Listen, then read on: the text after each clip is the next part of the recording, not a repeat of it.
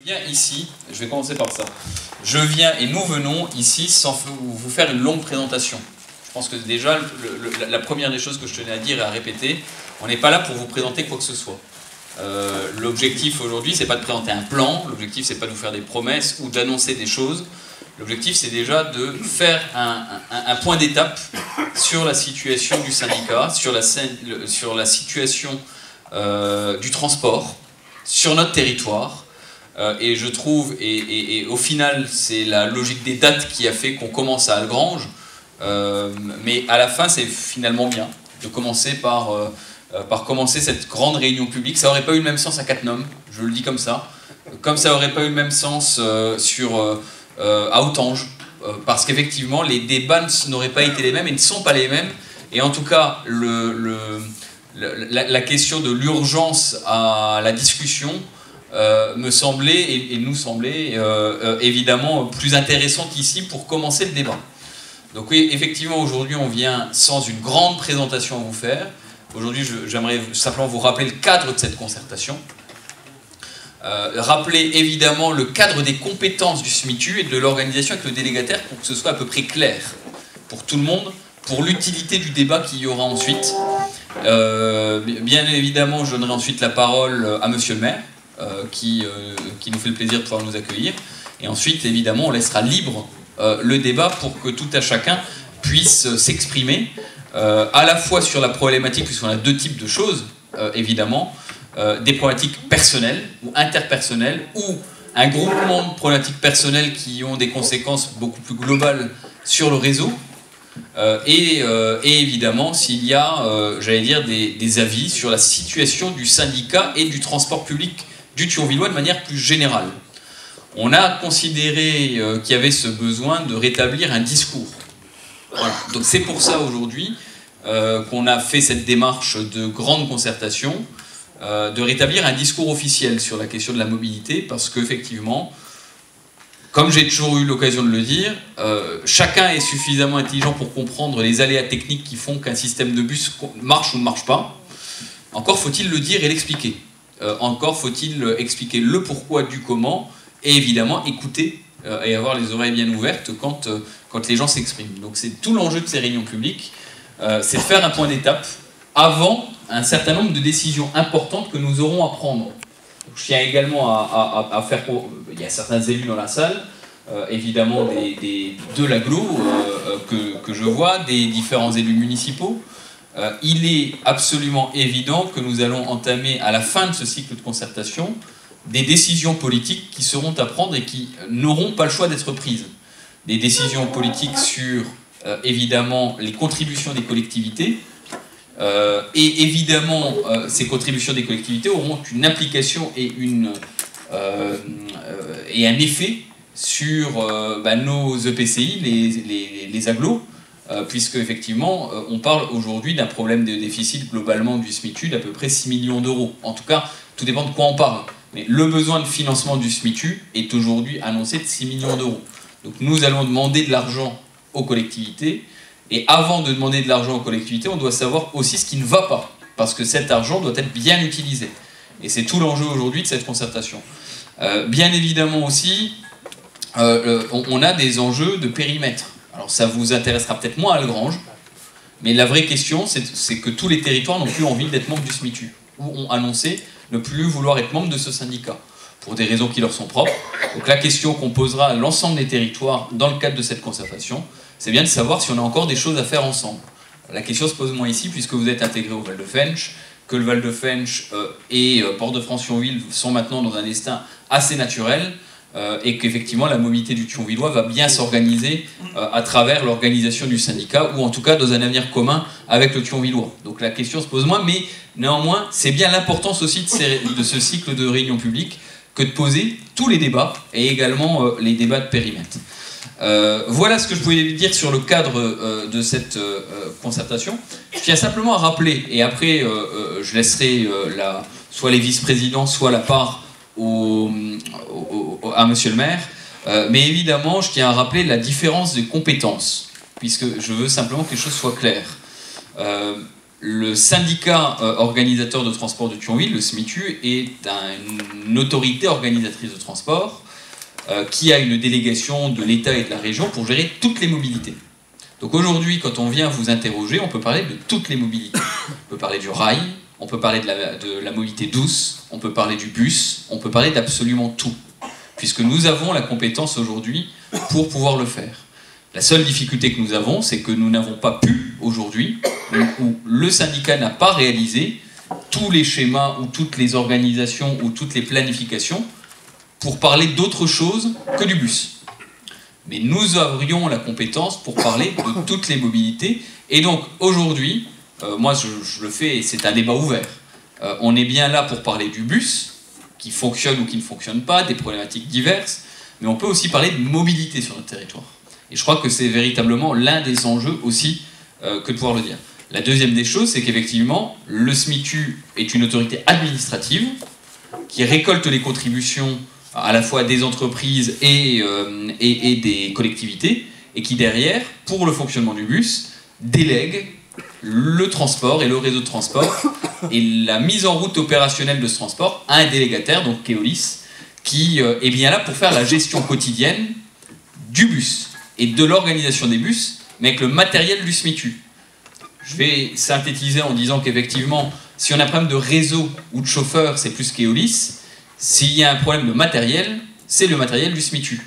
Voilà, donc c'est bien là où il y a une certaine différence dans la frontière entre les compétences. Néanmoins, là encore, on se tient un peu par la barbichette, puisqu'on a assuré ensemble et on discute régulièrement ensemble pour faire fonctionner le réseau de transport dans les meilleures conditions. Voilà ce que je pouvais dire en amont, pour ma part. Je ne sais pas si quelqu'un veut particulièrement... Alors simplement, on vous propose, ceux qui veulent écrire plus que parler, on vous mettra un carnet de doléances.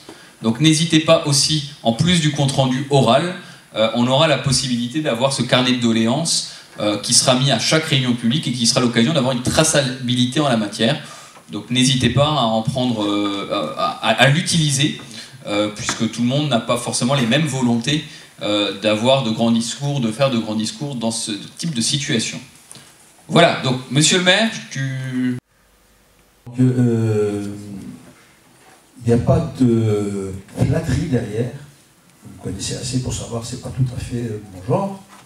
Mais pour dire les choses comme je les ressens. C'est la première fois, depuis que je suis élu maire, 2008, que je vois un président et tout son bureau se déplacer pour avoir un débat avec la population, que j'aurais espéré plus nombreuse dans la salle, mais en tout cas la volonté y est. Et donc c'était un petit préalable que je tenais à souligner et vous remercier de votre présence ici. La deuxième chose, c'est le transport en commun. Moi je l'ai vécu en tant que salarié dans la sidérurgie et j'ai vu le déclin tout doucement de la Transfench et puis du SMITU dans la suite. C'est quelque chose pourtant d'essentiel. Alors on parle de réchauffement climatique, on a l'obligation, plus que morale d'ailleurs, que de trouver des solutions à ce transport collectif. Le SMITU, c'était une réponse, mais avec toutes les difficultés qu'on a pu vivre, aujourd'hui, il s'agit de trouver des réponses. Et donc j'espère vous voir tous ici réunis, que lorsque vous débattrez entre vous, que les doléances seront prises en compte. Et je commencerai par la première que vous connaissez par cœur. Parce que je l'ai répété 1000 fois. Mais quand même, pour faire des économies à l'époque, il s'agissait de supprimer des lignes. Et les premières lignes qui avaient fait les frais de cette opération, c'était le transport scolaire. Il a fallu un lever de bouclier de tous les parents pour que les ex-dirigeants du SMITU se rendent compte de la difficulté créée par cette mesure et se disent priorité au transport scolaire. Donc c'était une bonne décision, mais voilà, 75 élèves du lycée de Famec qui partent tous les matins d'Algrange ne trouvent toujours pas de bus, sauf ligne régulière. On dépose à Pétange, on change de bus, on repart vers Famec. Et donc cette situation-là, elle fait débattre chez nous, bien entendu, et elle crée beaucoup de mécontentement, et elle crée des problèmes pour les enfants, parce que le soir, parfois, quand on loupe pour quelques minutes un bus, on arrive très tard à la maison.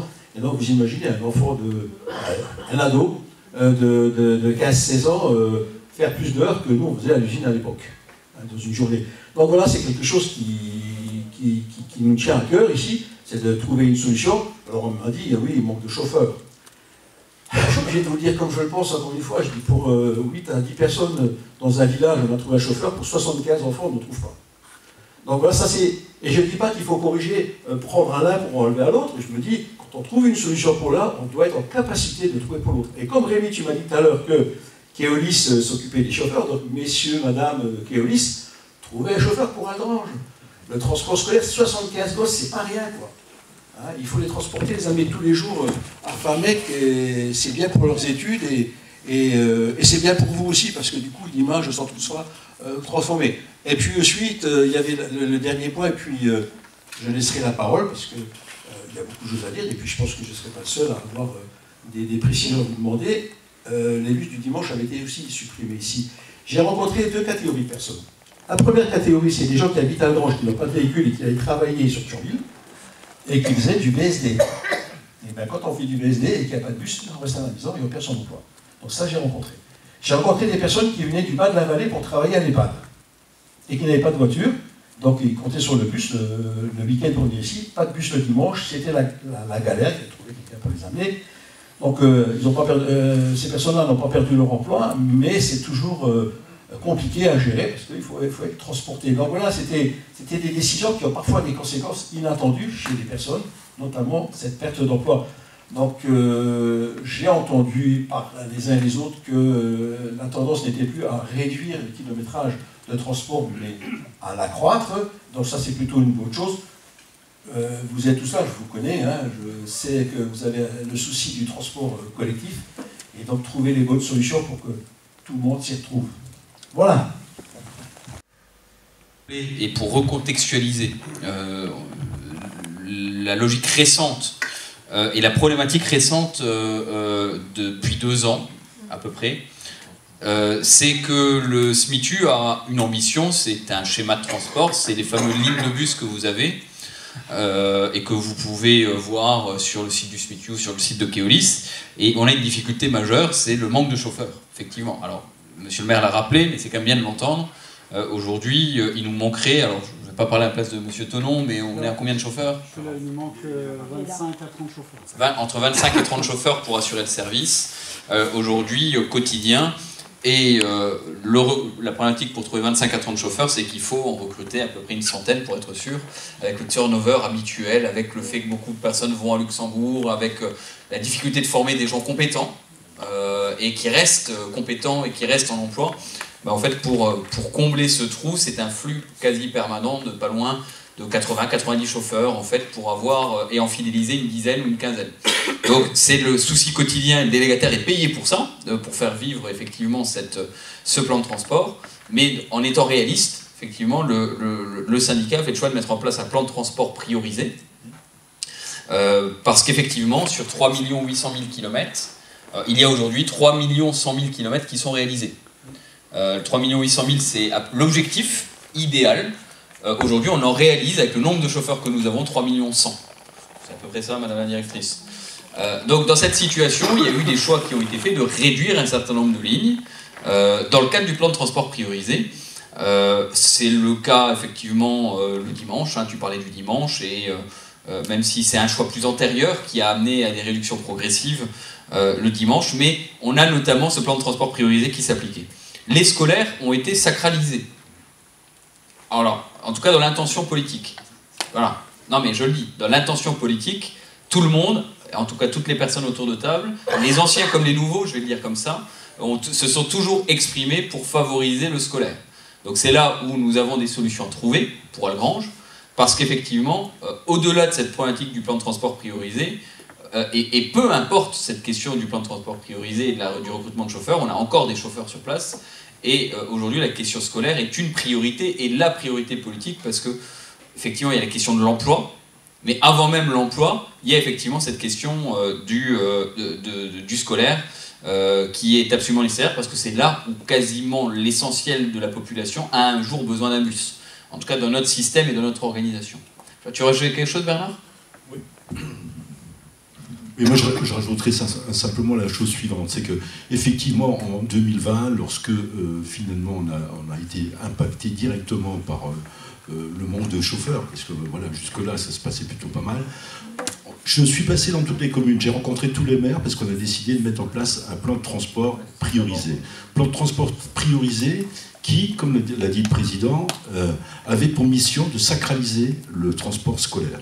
Donc j'ai rencontré tous les maires, et bien évidemment, chacun s'est exprimé, mais ensuite, on a dû bâtir un plan de transport priorisé avec l'exploitant. Et on a dû, à ce moment-là, faire des efforts, faire des choix, j'allais dire. Je dirais aussi que ce qui nous a guidés à ce moment-là, c'est de dire il faut pouvoir emmener les enfants le matin, il faut pouvoir les ramener le soir. Alors bien évidemment, on était dans un schéma différent, puisque avant, il y avait on pouvait peut-être arriver à 8h, arriver à 9h, arriver peut-être à 10h. Et là, on a été obligé de choisir le fait il faut assurer la première rentrée du matin, il faut assurer la première sortie du soir. Voire, lorsqu'il n'y avait pas de cantine scolaire, faire un service à midi pour pouvoir emmener les enfants. Donc voilà, simplement, ça n'excuse pas, et je comprends toutes les difficultés que vous pouvez avoir, mais on avait, et la preuve est là aujourd'hui, le président l'a dit, notre plan de transport complet représente 3 900 000 km. Aujourd'hui, on en fait 3 100 000, parce que nous n'avons pas suffisamment de conducteurs. Voilà, donc c'est un peu, j'allais dire, mathématique. Mais voilà, c'est tout ce que je voulais rajouter. Est-ce que quelqu'un veut commencer Madame, alors on va vous donner... Désolée, hein. Ah bah non, mais on est là pour ça. Avec Madame Okafor, suite à de nombreux soucis, vous disiez tout à l'heure, sur les enfants à emmener à Famec. Je vous ai vu à ce moment-là en vous disant qu'il y avait, comme disait Monsieur le maire, effectivement 75 enfants d'Algrange à emmener dans les 2 lycées de Famec. 75 enfants, je suis pas une balèze en maths, hein, mais quand on sait qu'une correspondance qui arrive à Knutange est déjà passée par 4 villages avant d'arriver chez nous, pas plus tard que la semaine dernière, vous n'avez vraiment pas de bol, parce qu'à chaque fois que je dois vous voir, il se passe un truc. Raph a failli, encore une fois, ne pas être pris par la correspondance. Parce que, trop pleine, ça s'arrête pas. Voilà. Pareil, je vous faisais la réflexion du décalage de correspondance le soir à 18h04. Hier, il m'a, même à 17h04 d'ailleurs, il m'appelle, il me dit j'arrive, il était 17h10 à Knutange, il faut que tu viennes me chercher. Il avait, voilà. Et bien, en sortant de chez moi, qu'est-ce que je croise à 17h10 ? La correspondance de 17h04. Donc, excusez-moi, mais le décalage de 4 minutes ne le font toujours pas. C'est-à-dire qu'ils n'attendent pas les enfants. Donc, on attend la prochaine correspondance ou à 17h25 ou à 18h35. On aura fini à 17h45. Il n'est pas dans ma maison avant 18h45. Pour faire 7 km. Donc, je vous l'ai dit, pour moi, la seule solution, c'est le direct. Parce que je n'ai pas les chiffres de l'année prochaine, j'en sais rien, mais je pense que les collégiens algrangeois vont être autant, si ce n'est plus ceux qui sont déjà là. Donc, et encore, 75, je pense même un bus. Alors, ils ne prennent pas tous le bus, hein, il n'y a pas de problème. Mais moi, je connais des mamans qui n'ont pas voulu faire la carte de bus. Parce que, se disant, bon, moi j'ai un enfant de 8 ans, je vous le disais, à 7h20, je suis sur mon téléphone en train de me dire, qu'est-ce qui va encore m'arriver aujourd'hui ? Le bus en panne, il y a... La panne, je conçois. On peut, voilà. Mais ça a laissé 15 enfants sur le trottoir. Vous disiez que certains, moi j'en suis sûre, hein, ne cherchent même pas, rentrent chez eux parce que c'est cool, je vais pas aller à l'école. Il y en a donc qui ont envie d'y aller. Vous arrivez, nous on a des nouveaux protocoles au lycée Famec, c'est vous avez le droit d'arriver entre 7h55 et 8h05. À 8h05, si vous n'êtes pas là, la grille se ferme, vous êtes obligé d'attendre l'heure d'après. Et vous êtes arrivé à 8h07. Donc qu'est-ce qu'on fait? Moi, je vous l'ai dit, à part le direct, vous m'avez dit, hein, j'ai pas de baguette magique, le direct n'arrivera pas cette année. Est-ce qu'au moins sur le décalage de correspondance, au moins ça, du soir, on peut faire quelque chose? Alors, je pense que peut-être le délégataire va pouvoir expliquer, mais en tout cas, suite à la première rencontre, on a commencé à en discuter en bureau et avec l'exploitant, avec le délégataire, monsieur Tonon, son représentant. Moi, ce que je vais vous dire, je vous ai dit, je ne veux pas faire d'annonce ce soir parce que l'objectif n'est pas de faire des annonces, je pense que l'idée c'est de faire de l'expression. Mais néanmoins, je pense qu'on va calibrer des solutions de court terme. C'est ce que je disais à monsieur le maire également. Pour la problématique algrangeoise, il y a une solution de court terme. Vous avez parlé de la correspondance, et effectivement, je pense qu'il va falloir chercher des solutions de très court terme. Ce que je veux dire, c'est à la rentrée scolaire, la prochaine rentrée qui arrive, là, il faudra trouver une première réponse. Non, celle de février, celle de février-mars. Il faudra trouver une première réponse.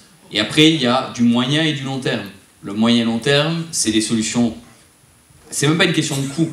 C'est des solutions en termes d'organisation qui nécessitent peut-être un peu plus de temps. Et effectivement, à partir de la rentrée de septembre, on peut envisager des choses, ça c'est évident. Mais après, il faut bien les étudier, parce que vous parlez du cas d'Algrange avec les 75 gamins. Je pense qu'effectivement, faut pas, je vais donner un exemple, faut pas qu'on se parte bien en tête sur cette idée-là pour gérer 75 gamins et qu'on en ait 100 et qu'on ait un autre problème qui arrive ensuite en termes d'organisation. Donc je pense qu'il est trop facile aujourd'hui de dire on va faire, entre guillemets. Donc c'est pour ça que je ne veux pas rester sur une solution facile en annonçant quelque chose ce soir. Mais en tout cas, la solution a bien été... on a bien pris en compte le fait qu'il y avait, d'ici à septembre, une particularité algrangeoise dans ce réseau de cette année qui vous a amené à une galère toute l'année. En tout cas, depuis le début de l'année. Payer 108 € une carte, alors que je dois sortir ma voiture, excusez-moi, hein, 4-5 fois dans la semaine, parce que le faire attendre le soir, en plein hiver, quand il fait pas froid, c'est trop grave, mais... Avec tout ce qu'on, excusez-moi, hein, avec tout ce qu'on voit dans les journaux, excusez-moi, mais même le laisser 15 minutes. Alors moi j'ai un garçon, alors j'imagine une maman qui a une fille, je me dis qu'en 15 minutes il peut se passer tellement de choses. Alors, on en voit, hein. Et ben je saute dans la voiture et je peux vous dire qu'en 1 minute 30 je suis en bas.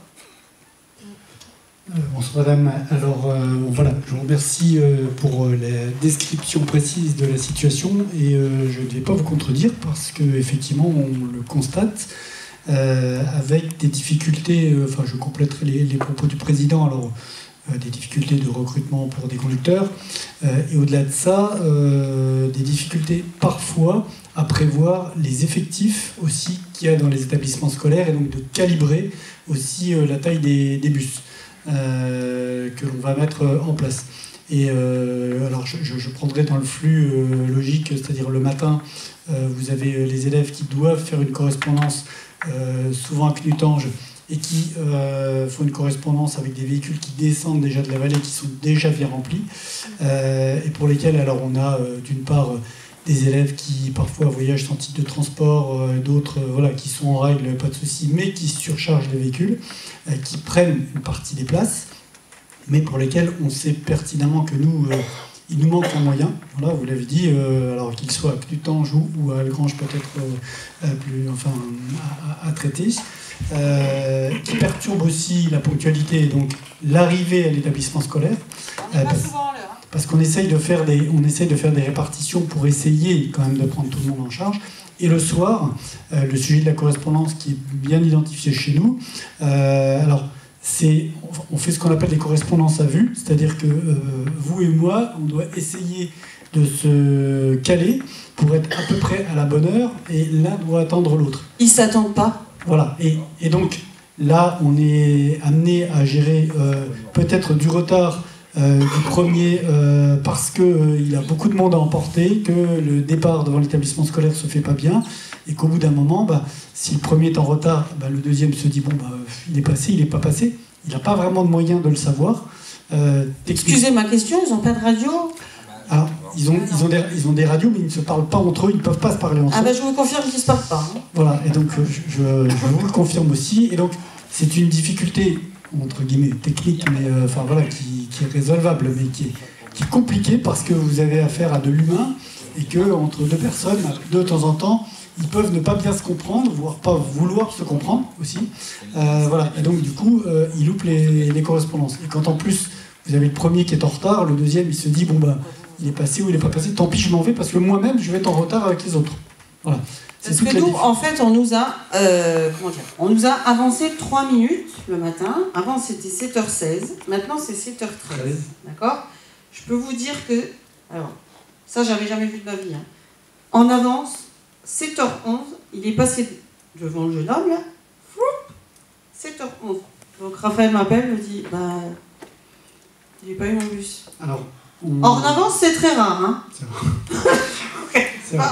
Alors, on demande aussi aux élèves ou aux voyageurs d'être, même quand à l'horaire affiché, on leur demande d'être 5 minutes, il est arrivé au stop. Hein. 5 minutes à l'avance pour être certain de pouvoir être emporté. Maintenant, effectivement, on a un travail à faire de notre côté pour essayer de désengorger effectivement l'axe qui va vers le lycée de Famec, et ça fait partie de nos priorités pour qu'on puisse aussi... Bah moi, à part un direct, excusez-moi, je ne suis pas dans vos baskets, mais je vois pas d'autre solution, qui ne sera pas tout de suite, évidemment, j'ai bien compris ce que vous m'avez dit la dernière fois, mais direct qu'on demande depuis bien 6-7 ans, je crois, de mémoire. J'ai pas l'impression qu'on aille dans le sens, excusez-moi, vers le haut, quoi. Alors. Enfin, vous avez raison. Après, l'offre à la base a été construite en 2020, notamment avec une correspondance. Maintenant, j'entends bien le message. La correspondance, si elle n'était pas pleine, je vous dirais alléluia. Voilà. Hein. Et aujourd'hui, effectivement, c'est la surfréquentation qui amène à cette situation. Donc, ça fait partie de nos axes prioritaires qu'on a clairement identifiés. Et personnellement, je trouve même ça, pour finir, dangereux, parce que souvent, il me dit, je suis assis à l'avant du bus. Enfin non, je suis, debout, accroché, je sais pas quoi, là, à l'avant du bus. Le coup de frein peut arriver très très vite, on ne sait jamais. Je pense qu'en 1 millième de seconde, on n'a pas le temps d'avoir la bonne réaction. Je lui ai dit, pardon, excusez-moi ce que je vais dire, le jour où tu passes à travers une vitre de bus, je vais démonter je sais pas quoi, excusez-moi, hein, Citéline, j'en sais rien, mais le jour où il t'arrive un accident et que je viens à l'hôpital te chercher, ça va pas le faire. Hein. Ça ne doit pas arriver. Ça devrait pas arriver. Mais enfin voilà, j'ai bien noté l'urgence. Merci. Il y a une annuel d'investissement qui commence cette année, et quand on parlait des 6 millions d'euros qu'on va demander aux collectivités, c'est pour financer ça, c'est pour financer d'autres choses, mais c'est aussi pour financer ça, c'est pour financer le système d'information voyageurs dans les bus, c'est aussi pour financer un système de géolocalisation du bus, parce qu'aujourd'hui il n'y a aucun système de géolocalisation sur les bus du Thionvillois, donc c'est un fait. Donc c'est toute cette nécessité de rattrapage, parce que ça fait 3 ans qu'on est pris dans un problème financier lié à une taxe qui était prélevée, qui n'était pas légale, et que le préfet a un jour décidé d'annuler, et qui nous a mis dans une difficulté. Voilà, on est pris sur un enjeu à 7 millions d'euros de cette taxation qui un jour a été remise en cause par le préfet depuis 2020. C'est la fameuse rentrée 2020. Depuis 2020, et c'est depuis 2020 qu'on a sabré les lignes, puisque c'est pour ça, c'est la cause de ce sabrage des lignes. C'est effectivement un jour on s'est retrouvé amputé d'un tiers des financements du réseau de transport de bus. Et on n'a pas pu faire les investissements comme on devait les faire, et on n'a pas pu financer le réseau comme on avait l'habitude de le financer. Voilà. J'aime pas m'apesantir sur le passé, mais néanmoins je pense qu'il faut comprendre, quand on n'est pas forcément habilité, on n'est pas dans le quotidien du système. On avait un système de financement par les entreprises sur cette taxation, et le préfet l'a jugé illégal. Et effectivement, il a fallu trouver 7 millions d'euros sur plusieurs années, sur 3-4 ans. Et la première étape, avant d'aller demander aux comités d'agglomération d'augmenter les impôts pour le bus, parce qu'en fait c'est ça la réalité, hein. C'est ce qui est... les agglos ont considéré que on le faisait progressivement, et donc ils ont d'abord supprimé des lignes, et c'est comme ça qu'on en est arrivé les 3 dernières années à avoir des lignes qui n'étaient pas totalement à la hauteur. Donc là on est dans une logique maintenant inversée, c'est-à-dire qu'après avoir supprimé et après s'être retrouvé dans cette difficulté, après avoir un système qui se dégrade, hein, en termes le système d'exploitation se dégrade, forcément les bus vieillissent. Même les bus roses achetés il y a quelques années maintenant vieillissent également. Donc ils ont maintenant 10 ans. Donc tout ça, maintenant, notre obligation, c'est de rattraper tout ça. Et on a des garanties financières de certains territoires, donc, qui nous permettent d'envisager l'avenir. Donc c'est pour ça que, monsieur le maire le disait tout à l'heure, aujourd'hui on n'est plus dans la logique de restreindre, on est dans la logique de bien peser l'avenir sur les besoins impératifs et dans la limite du nombre de chauffeurs, puisque on aura beau recréer des lignes, encore faut-il un chauffeur. J'exclus scolaire bien évidemment, puisque j'ai bien compris, et vous l'avez bien compris également, que le scolaire reste la priorité des priorités. Alors il y a monsieur là-bas. En fait, vous avez répondu en partie à la question. Bon, c'est Jean-Yves Roger, vice-président d'Usage Defense. On vous a rencontré la semaine passée donc, avec le président et également le membres. Et on vous remercie d'ailleurs aussi pour être présent aujourd'hui avec tout le monde, avec toute l'organisation. La semaine passée, vous m'aviez dit, M. Postal, d'ailleurs ici présent, qui serait lui-même responsable de la géolocalisation au point de vue de l'application. Est-ce que M. Postal peut peut-être en parler un petit peu, puisqu'il y a un problème apparemment de communication entre certains bus quand ils sont en retard avec les chauffeurs et tout ça. Qu'est-ce qu'ils comptent améliorer? Comment ils comptent faire? Puisque j'ai appris qu'il serait un petit peu responsable. Alors, M. Postel est en charge concertation et communication, mais pas des bus. J'allais dire de l'institution SMICU. Mais bon, oui, mais déjà... on va vous répondre. Mais après, par contre, ce qu'on peut vous dire, effectivement, c'est qu'on a missionné le délégataire. Je vais signer le manquement tout à l'heure, d'ailleurs. On a demandé au délégataire de travailler sur un système de géolocalisation du bus. On a eu l'occasion, lors de la première conférence de presse, de le dire. Il y avait quelque chose qui a été travaillé, qui était sur la table du SMICU depuis un petit moment.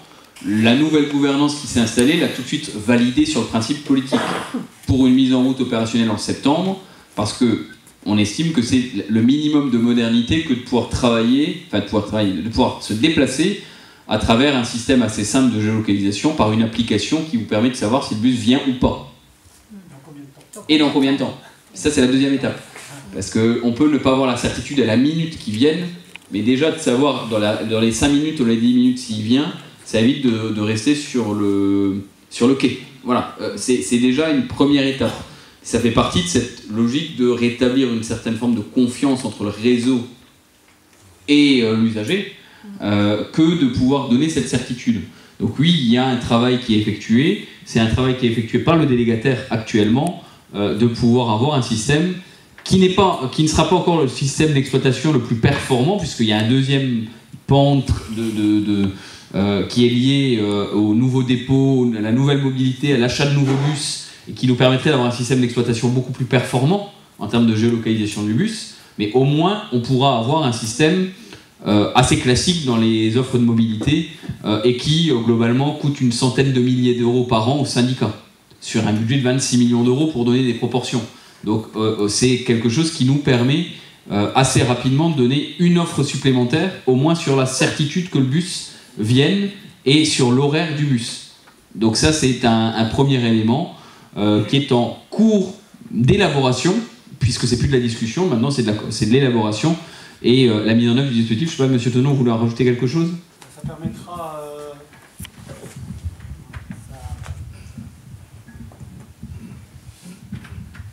Outre la géolocalisation et, j'allais dire, la précision horaire, c'est un système qui permettra à titre finalement individuel à l'usager, au client pour nous, de lui envoyer des informations sur sa ligne, ou sur l'état du trafic, ou sur les déviations, voilà, ou sur les travaux, ou sur toutes les causes exogènes qui pourraient venir perturber son voyage.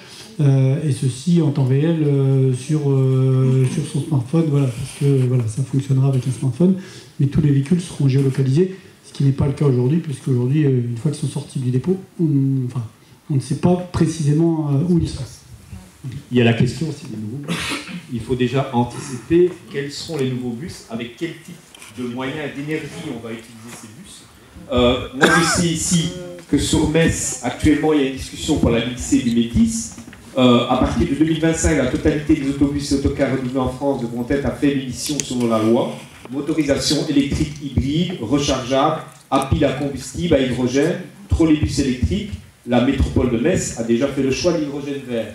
Où en est-on ici avec le SMITU dans cette optique où on doit respecter la loi? Qu'est-ce qui est prévu comme type de bus? Alors, je vous dirais qu'il y a une question, il y a deux questions en fait totalement séparées en termes de rachat de bus. Il y a une première question qui aujourd'hui est en cours de discussion dans une logique financière, avant tout, c'est que le SMITU est locataire d'une soixantaine de bus qui ont entre une dizaine et entre 10 et 19 ans. Voilà, on va dire, parce qu'il y a deux parcs différents, avec deux contrats de location. Un contrat de location où je crois qu'on n'est pas loin des 19 ans d'âge et un contrat à 10 ans de moyenne d'âge. Effectivement, à partir du moment, je ne vais pas faire une arithmétique financière, mais on est sur 2 millions d'euros d'engagement financier pour faire cette location. Et pour le rachat de bus, il nous faudrait une dizaine de millions d'euros pour acheter l'ensemble du parc de bus. Si vous faites le calcul, en 5 ans, c'est à peu près remboursé. Donc on est loin de la durée d'amortissement, effectivement, de l'ensemble. Donc aujourd'hui, alors c'est le cas dans pas mal de collectivités, hein, la mise en location est toujours contestée, contestable, mais parfois c'est très pratique. Donc effectivement, vu la quotité, il se pose la question d'un renouvellement du parc de cars. Parce que là, ce sont des cars, ce ne sont pas des bus de ligne, ce sont uniquement des cars. Donc là, il y a un débat en interne de savoir quel calibrage d'un rachat de bus par rapport à l'avantage financier que ça nous libérerait et ce qui nous permettrait de réinvestir l'argent qu'on récupérait sur la location dans d'autres choses, dans l'investissement quotidien du matériel, puisqu'on libérerait des fonds. Donc ce débat, il est ouvert. Même si on se décidait demain, il faudrait 18 mois pour avoir le premier car. Voilà, donc parce qu'effectivement, ce sont des commandes importantes. Donc la question, c'est est-ce qu'on rachète sur 2 ans, sur 3 ans, sur 4 ans un parc complet de cars? Et sur la question de la motorisation, il y a deux débats, là encore. On peut fantasmer du tout électrique. Moi, je ne fantasme pas là-dessus, en tout cas. Sur une raison très pragmatique, c'est que imaginez un bus sur nos routes départementales, un car, pardon, sur nos routes départementales pour accéder à certains villages, et ben c'est pas le même transport que de faire Clutange, Fontois, ou que de faire Haillange, Thionville. En termes de puissance, en termes de consommation d'énergie, c'est pas forcément la même motorisation qui est nécessaire. Donc là, il y a un débat avec le délégataire sur le type d'énergie qui est nécessaire.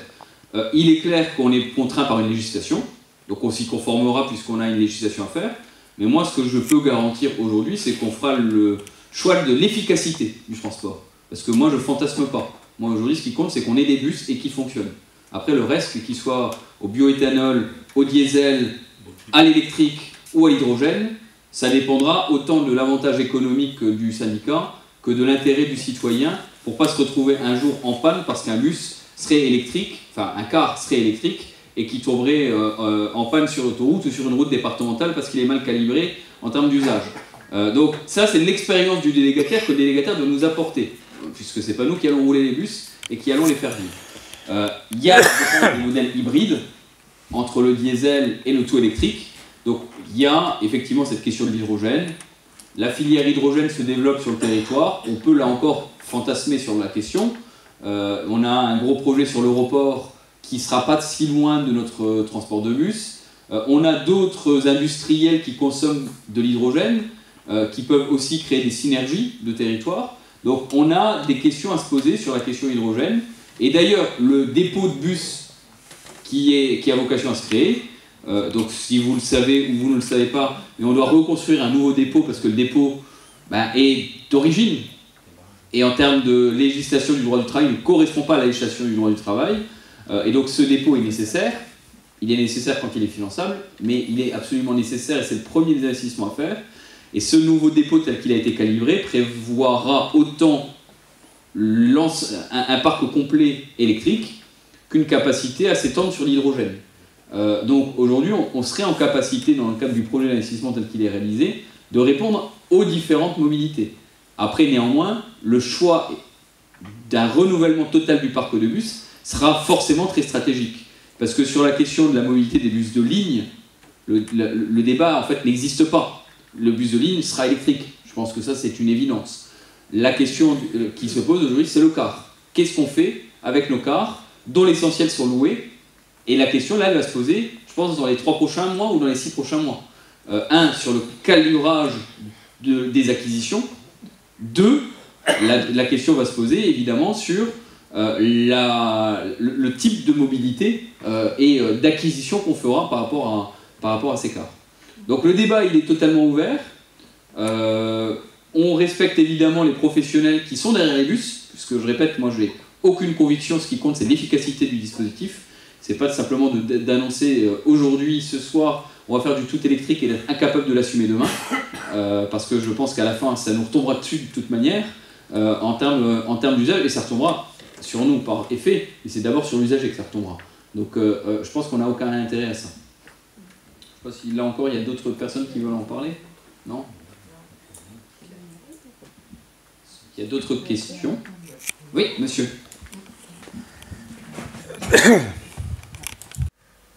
Entendu, on a un problème sur le transport pour aller à Famec.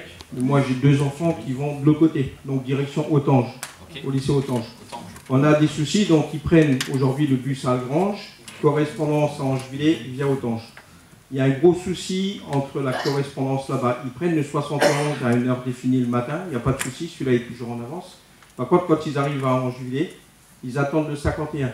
Mes enfants, ils voient que s'il n'y a pas le 51, ils sont obligés de redescendre sur Algrange via le 34. Le 51 n'est jamais à l'heure. Donc quand je ne travaille pas, on m'appelle, et déjà 17 fois depuis le début de l'année, j'ai dû les emmener. Parce que si eux, quand moi je travaille, ils ne prennent pas le 34 pour rentrer à la maison et louper une journée de cours, la cantine et tout ce qui va bien, ils sont bloqués jusqu'à plus de midi à Angevillers, ou alors ils redescendent à pied. Donc là aussi, il faudra trouver une solution pour... parce que là, depuis le début de l'année, c'est quand même 17 fois où on n'a pas vu le 51. Quoi. Merci monsieur. Et bon, de toute manière, on voit bien la difficulté. De manière générale, quand on sort du réseau des ex-lignes 1 et 2, les lignes actuelles S20, S21, dès qu'on sort de ce périmètre des lignes S20, S21, on voit effectivement qu'il y a de multiples difficultés.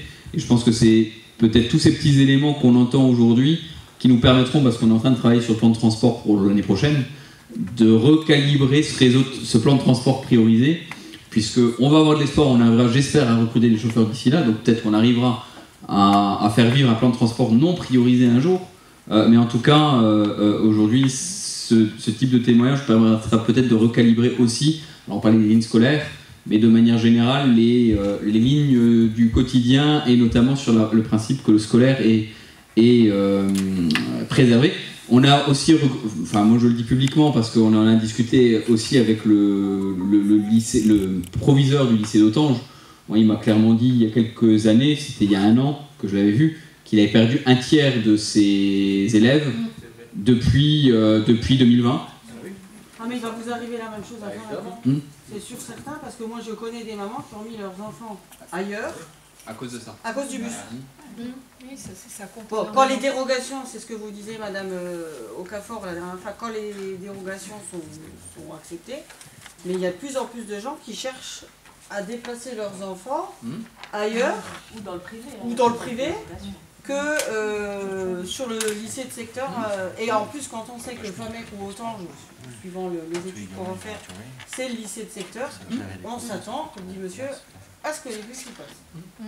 Après, Autange c'est un lycée professionnel privé, voilà, donc effectivement on n'est pas sur le même principe, mais en tout cas je suis d'accord sur l'état et la difficulté d'Autange je vais dire, excusez-moi, négativement remarquable, parce qu'effectivement on voit bien que là c'est des choix contraints plus que voulus qui ont amené un certain nombre d'élèves qui étaient du Bas-de-Valais ou du territoire thionvillois à arrêter d'aller à Autange par manque de transport et qui empiètent sur leur carrière professionnelle, puisque là c'est pas un lycée général, c'est un lycée qui font une autre filière et un autre choix de filière.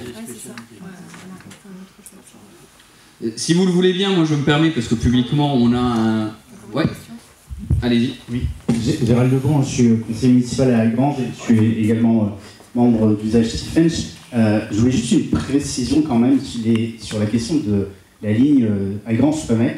Ça ne date pas de 2020, cette question. Je regardais les archives tout à l'heure et on avait même déposé une motion à l'époque au conseil municipal. Les premières velléités de suppression de cette ligne, elles datent de 2017. À l'époque où il n'y avait pas de soucis financiers tellement au cimetière, à l'époque où on achetait des bus cash, il n'y avait pas ces soucis. Et déjà à l'époque, on parlait de supprimer la ligne Lagrange. Moi, je me souviens avoir vu Madame Kollner avec des membres de la FCPE. Et à l'époque, on disait qu'il faut préparer les gens au TCSP parce qu'il faut les habituer à ce qu'ils prennent des correspondances. Et au final, aujourd'hui, il n'y a pas de TCSP. On n'a pas demandé aussi à la population, et c'est bien qu'on ait ces étapes qui sont... Voilà, c'est la première fois depuis peut-être une trentaine d'années où enfin on demande aux gens ce qu'ils ont besoin. Je pense qu'encore une fois, c'est les usagers qui peuvent être le mieux placés pour savoir ce qu'il faut. Et alors j'ai entendu une modification du plan de transport à venir. Moi j'espère vraiment que la ligne, alors pas toutes les heures et pas tout le temps, mais en tout cas sur les gros flux, que cette ligne elle puisse être rétablie à la prochaine rentrée de septembre. Parce que voilà, je pense que la question centrale de ce soir, c'est cette question du transport scolaire à Grangeois en direction du lycée de secteur, encore une fois. Oui. Et à l'époque, on avait aussi prévu en disant à terme, le lycée de Famec qui va être, on va le déshabiller parce que les gens ils préféreront rester dans le bus, quitte à perdre du temps, autant aller jusqu'à Thionville, plutôt que de changer de bus, d'attendre une correspondance qui ne vient pas. À l'époque, il y avait encore le 2 qui allait directement à Thionville. Donc, voilà. Mais je pense que ça doit être... J'ai compris qu'il n'y avait pas d'annonce ce soir, mais la principale chose à retenir, c'est le rétablissement de la ligne E02 à compter de la prochaine rentrée scolaire. Alors, vous comprenez bien, c'est le jeu de la réunion publique, hein, que certains que j'ai déjà vus au préalable m'amènent à faire des annonces qu'ils connaissent déjà. Donc, au fur et à mesure, il y a quand même des choses qui se disent. Mais néanmoins, je me permets simplement de dire... il y a une question de doctrine aujourd'hui, et il y a une question, et c'est aussi ce qui a justifié à un moment donné une discussion interne au sein du conseil syndical qui a amené à des changements de gouvernance, à des tensions dans la gouvernance. C'est effectivement la place, je le dis, sans remettre en cause le projet, mais la place à la fois financière, de l'assiette financière, je dirais même de la crédibilité financière dans son format le plus rapide, tel qu'il était prévu au début, parce que au départ, on est en début 2024, ça devrait être le chantier partout, actuellement. Dans le premier plan de financement du BHNS et du TCSP, du transport en site propre, tous nos territoires devraient être déjà en travaux, que ce soit Cérémanche-Florange, Hayange pour avec les P+R, en même temps le dépôt, en même temps ça aurait dû commencer à taper dans Thionville, ça aurait dû commencer à taper un peu partout. Donc effectivement, toutes ces questions se sont posées en interne, mais la deuxième question qui s'est posée, effectivement, c'est la place que prenait le TCSP par rapport à la vie réelle des gens, de manière très concrète, et c'est comment on fait vivre à la fois un transport en site propre d'un côté et un beau projet, qui est un projet utile au territoire parce qu'il permet de relier une grosse partie du flux urbain et périurbain de notre territoire dans un flux assez naturel, avec une certitude de transport. Donc c'est ça le TCSP, hein. C'est simplement avoir la certitude que le bus arrive à l'heure, sous réserve de deux choses, le trafic routier qu'on ne maîtrise pas toujours, et les lignes ferroviaires sur lesquelles il n'y a pas de priorité.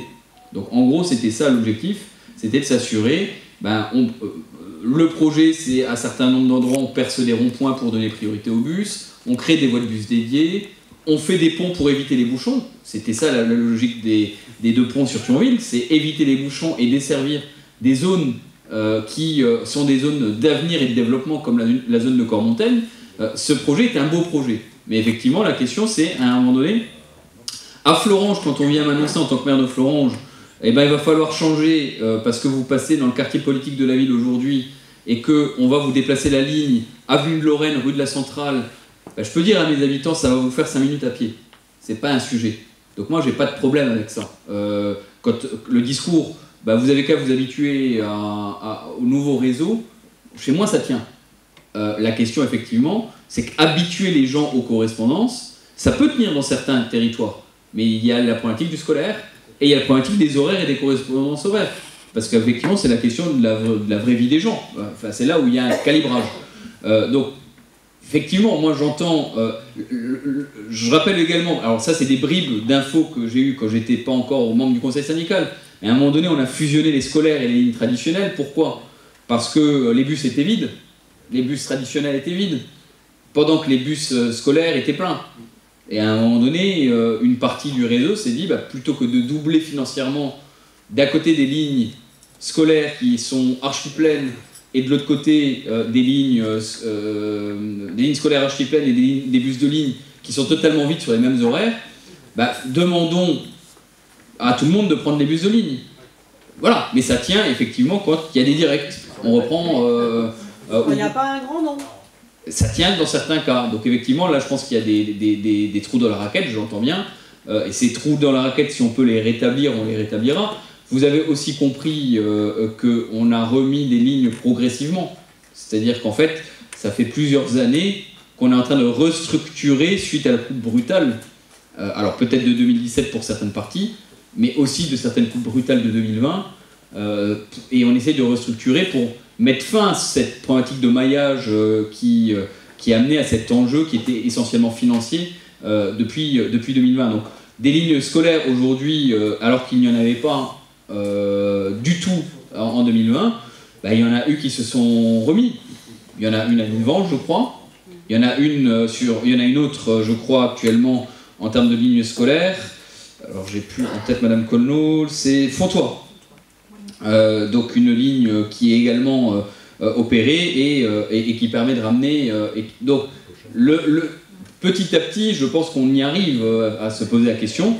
Après, c'est un arbitrage financier. Est-ce qu'on pourrait pas à ce moment-là travailler avec les proviseurs et les principaux de collège en leur passant un coup de fil, en leur disant bon, est-ce qu'il y a moyen de savoir combien vous en avez de la villa qui viennent? Alors ça, la remarque, elle est tout à fait pertinente. Hein. Mais alors, ce que je voulais simplement vous dire là-dessus, c'est que depuis à toutes les rentrées, on fait en amont de la rentrée un travail important avec les établissements scolaires pour avoir leurs effectifs. Parce que c'est quand même ça qui nous permet aussi de dimensionner l'offre qu'on met en place. Et je dois le dire, on n'a pas rencontré jusqu'à aujourd'hui un grand succès. Et c'est un sujet qu'on va porter avec le président pour les prochaines rentrées, parce qu'il faut absolument qu'on arrive à améliorer là-dessus notre coopération, notre collaboration avec les dirigeants des établissements. Voilà. Parce que la réussite, elle est là, et quand l'élève il arrive, il est déjà tout énervé. Moi, je vois des fois, il m'envoie des messages tout énervés. Ouais, je suis en retard. Je dis, mais j'y peux rien. Hein. Vous commencez déjà pas très bien la journée en arrivant 5 minutes en retard. Si bien que vous ne pouvez même pas rentrer, que vous aviez un devoir qui était prévu à 8 h, vous rentrez pas, vous le faites pas, vous le ferez plus tard, c'est pas grave. Ou le prof, il n'a pas 2 minutes à se dire, bon, peut-être qu'il va arriver 2 minutes. Vous avez déjà un bip bip sur le téléphone. Là, vous vous dites déjà, oh, il est où mon enfant? Alors vous allez me dire, ils ont 15-16 ans, mais on est des parents, on reste des parents. On est en droit de se dire où il est, quoi. Parce que moi, je me rappelle d'une journée, la semaine après la rentrée, 1h44 pour y aller. On s'entend bien. 4 bus. 4. Un à Grange, un à Plutange, un à Yange et un à Florange. 4. 1h44. Là déjà, on est à une semaine de la rentrée, on se dit, on est à une semaine de la rentrée, ça commence déjà comme ça. On sait qu'on va y aller, quoi. Et ça n'a pas été en s'arrêtant tous les jours. Bonsoir. Oui.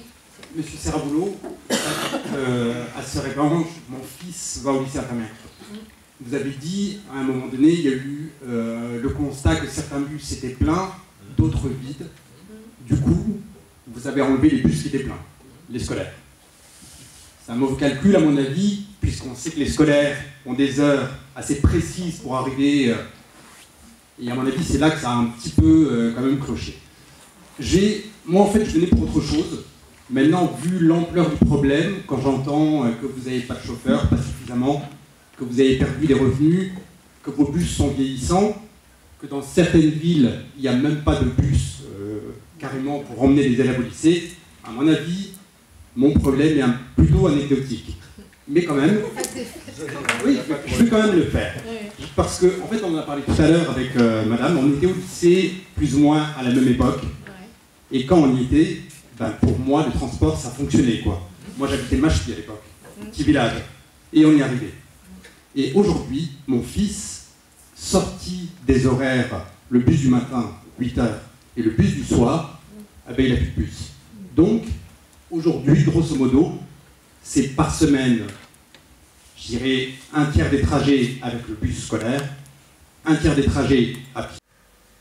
Enfin, vous nous témoignez, c'est un peu la suite de ce qu'on se dit depuis tout à l'heure, avec d'autres exemples venant d'autres villes, avec d'autres difficultés, et le nombre de témoignages qu'on a tous en tant que maire ou élu, ou qu'on vit personnellement, puisque on est certains parents, grands-parents, enfin voilà, non mais ça dépend des personnes. Je ne parle pas de toi, Alexandra, en tant que telle. Non, parce que t'es aussi une maman. Voilà, t'es aussi une maman. Donc, mais voilà, on est aussi parents, grands-parents d'usagers forcément du bus, donc on le vit aussi au quotidien. Je vous donne deux chiffres qui peuvent mettre une perspective historique à ce que vous dites. On avait à peu près 70 000 abonnés par an il y a une vingtaine d'années. On est à 8 000, 9 000 abonnés. On est à peu près à 8 000 élèves. Ok. Et en abonnés purs, on est à combien? Dizaine de milliers, 18 000. Donc 18 000. On a divisé par 4 le nombre d'abonnés purs sur le réseau. Et cette division par 4, on le sait, c'est la perte de confiance. C'est effectivement la perte de confiance. Dans nos trajets quotidiens, on fait tous des arbitrages. Et effectivement, quand on n'est pas sûr de savoir si le bus il vient, on demande à papa ou maman d'aller de ramener. Mais maman ou papa le peut. Mais je parle même du trajet quotidien je parle même totalement en dehors de la question scolaire, dans l'utilisation du bus. Même moi, on parle de nos expériences. Moi, j'ai vécu les E06, E08, E010 qui partaient jusqu'au Leclerc jusqu'au au lycée de Famec et au lycée au pluriel de Famec. Je l'ai vécu aussi, ça fonctionnait bien. Et je prenais le bus régulièrement pour aller à Thionville en tant qu'adolescent, parce que ça a toujours bien fonctionné, et je ne me posais pas la question, et donc ça avait un intérêt d'avoir un abonnement. Je ne suis pas sûr que les jeunes d'aujourd'hui, s'ils avaient un réseau, ne l'utiliseraient pas juste parce que ça leur fait plaisir de demander à papa ou maman. Au contraire, je pense qu'ils l'utiliseraient comme ils l'utilisent un peu partout sur le territoire français, quand il y a quelque chose, voilà. Donc, quand c'est efficace. Donc, ce que je veux simplement dire, c'est que la crise de confiance, c'est pas pour rien qu'on fait un cycle de réunion publique. Je l'installe aussi parce qu'il y a une perte de confiance, et c'est pour ça que les premiers mots en tant que président, c'était de parler du choc de confiance. C'est-à-dire qu'à un moment donné, on a besoin de rétablir la confiance, parce que c'est cette confiance qui nous ramènera des abonnés, qui fera que ça tourne un petit peu, qui fera que les bus seront un peu pleins, et qu'on pourra peut-être relancer la machine. Et effectivement, pour avoir la confiance, les gens ont simplement besoin de prévisibilité, de transparence et d'honnêteté dans le discours. Je pense que c'est important également. D'où le fait qu'on est tous ici présents à votre disposition. Mais cette confiance, elle vient évidemment du fait que le bus soit là. Mais ce que je dis souvent, même quand on est mauvais, il faut pouvoir le dire. Et il faut que les gens puissent l'entendre. C'est-à-dire que quand il y a un problème sur un bus, il faut pouvoir le dire. Il faut que les gens aient l'info. Et c'est aujourd'hui ce qui nous manque. C'est ce problématique de l'info. L'info pure, l'info en temps réel.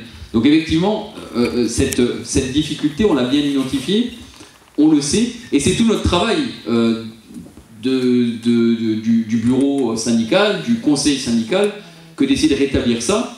Là où moi je suis porté plutôt vers l'avenir, c'est qu'effectivement la question financière est en train de se solder. Donc dans les 6 mois, on devrait pouvoir solder la problématique financière, parce que les collectivités vont intervenir financièrement pour accompagner le financement du transport de bus, parce que si vous écoutez ou vous regardez l'actualité des présidents des intercos dans leurs vœux, ou même des maires d'ailleurs, puisque je crois qu'autour de la table, mais de manière générale, dans les maires de tout le territoire, de Thionville, de La Fenche, de Cattenom ou du Pays au Val d'Alzette, il n'y en a pas un qui ne parle pas de mobilité. Parce que tout le monde est conscient que c'est à la fois l'enjeu fondamental du pays frontalier de proximité du Luxembourg, et en même temps que c'est là où on pêche aujourd'hui. C'est là où on n'est pas bon. Voilà. Donc on est là pour ça, on est là pour essayer de restructurer les choses. C'est pour ça aussi qu'on a besoin, pour restructurer les choses, ben voilà, d'avoir des éléments sur le sentiment des uns et des autres, ben de ce qui est prioritaire, de ce qu'on doit faire, et de quelle manière on le fait, et avec qui on le fait. Donc je parlais tout à l'heure aussi de périmètre. Ce qu'on a aussi besoin de savoir, c'est est-ce qu'on a des territoires qui ont toujours envie d'être avec nous, parce que ça fait partie du financement de tout ça. Monsieur. Oui, moi, je ne prends pas de micro, je n'en ai pas besoin. Je suis Monsieur Mendes, je suis conseiller municipal ici à Granges. Je n'ai pas pour réputation d'avoir ma langue dans la poche. Juste une petite précision, bon, j'ai ma fille qui est au lycée de Famec. Je la dépose le matin, je la récupère le soir, j'ai cette chance de pouvoir le faire. Juste deux petits sentiments. Le premier, c'est que vous nous parlez de mobilité, etc. Le problème des bus ne date pas d'hier, c'est pas nouveau. À vous écouter, des fois j'ai un peu l'impression que vous découvrez le problème. Vous nous parlez de 2020, ce qui s'est passé en 2020, c'est pas mon problème. Bon, mon problème, c'est que je ne peux pas mettre ma fille au lycée le matin, je ne peux pas prendre des congés pendant la période scolaire parce qu'il faut amener ma fille au lycée. Bref, ça c'est une chose. Ce que je constate également, c'est que vous avez réussi à rétablir la ligne Fontois en direct, la ligne de Nilvange en direct. Il est où le représentant de la Grange là? Parce que je suis désolé, on a deux lignes directes, deuxième vice-président, 9e, c'est pour moi j'arrive pas à lire, vous arrivez à avoir une ligne, je ne vois pas de représentant de la Grange, il n'y a pas de ligne de fait. C'est mon sentiment. Monsieur Mendes, moi je vais parler parce que du coup vous m'avez interpellé. Donc moi je suis... Ça n'a peut-être rien à voir, mais c'est une constatation. Non mais ça n'a rien à voir. Non mais je peux répondre? Oui, vas-y, voilà. chacun répond. Oui, donc moi je suis deuxième vice-présidente depuis 3 mois. Voilà, donc quand je ne vais pas vous raconter ma vie, mais en tout cas, je deviens maire donc en 2020, d'accord, vous vous souvenez, et donc en septembre 2020, à la rentrée scolaire, il y a effectivement le nouveau réseau de transport qui est mis en place, que je découvre, je n'ai pas honte de le dire, puisque je n'étais pas avant ça maire, et en tout cas j'étais dans l'opposition dans ma commune. Donc je le découvre et je le vis en fait, et je le subis comme tous les parents et puis les personnes qui avaient à utiliser ce réseau de bus. Donc très rapidement ça a grogné, ça a grondé partout, et donc les membres du SMITU et Monsieur Vénan qui est à mes côtés, qui lui était vice-président auparavant, est venu me voir en mairie à ma demande. Donc on avait recueilli les problématiques des parents, d'élèves, parce que c'était surtout sur le scolaire. Et donc de cela, j'avais effectivement une grosse problématique sur le lycée de Famec, qui était effectivement cette correspondance. Non mais ce que je veux vous dire, c'est que ce n'est pas parce que je suis aujourd'hui deuxième vice-présidente que j'ai obtenu une ligne. On a dialogué, on a vu les problématiques et je pense que les responsables du bureau de l'époque ont axé sur des éléments prioritaires, parce que là, il y avait vraiment des enfants qui ne pouvaient pas du tout prendre le bus, parce qu'il n'y avait pas de correspondance et pas suffisamment de capacité dans le bus. Donc en fait, on a eu une ligne directe à ce moment-là. Cela étant, si on veut continuer là-dedans, vous savez, moi je suis donc maire de Nilvange, le collège de rattachement c'est Algrange.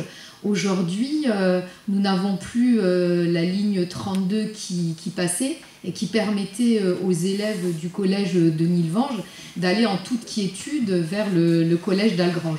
Et ça, on n'a pas réussi à le rétablir de manière...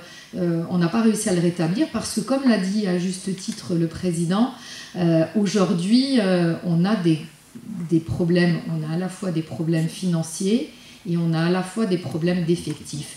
Donc, ces éléments-là, mis bout à bout, font beaucoup de difficultés. Voilà, mais je voulais juste vous répondre. Je l'entends bien. Bon, mais ma question, c'est la suivante. Pourquoi, avec vous, et avec vous, M. Weiss, ça a marché?